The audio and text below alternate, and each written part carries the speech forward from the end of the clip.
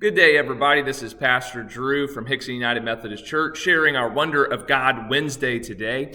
And I wanted to focus a little bit on our Bible reading in a year once again, where we have been reading a lot in the Old Testament and particularly focused on buildings and temples and the Arks of the Covenant and all kinds of different stuff. And even today's reading is based on buildings. Now, a common phrase that we've said a lot, I've said a lot, and we've heard a lot over the last year is something to the effect of, the church is not a building.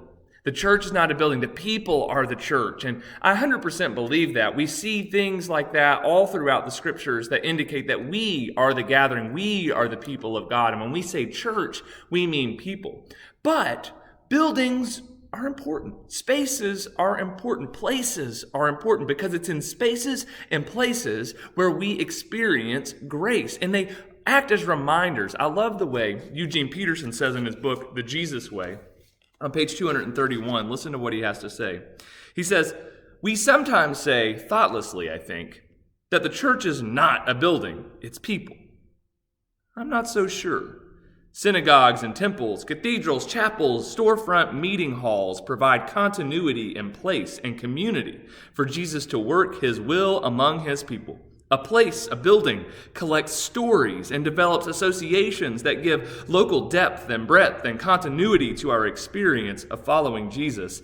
And then listen to this. I love this. Listen to what he says. He says, "We must not try to be more spiritual than Jesus."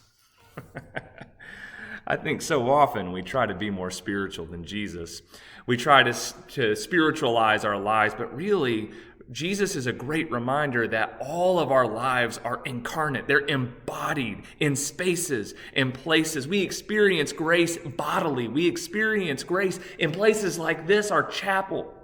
We experience grace in spaces and places, and they matter to us. That's why we get so upset, for example, if our house were to catch fire, or whenever we move to a new home, we grieve our old loss from the place, because spaces and places matter.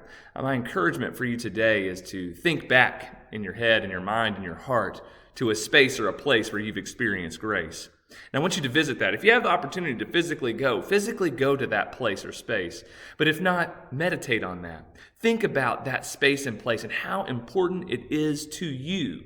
And may you experience the grace of God in your life this week.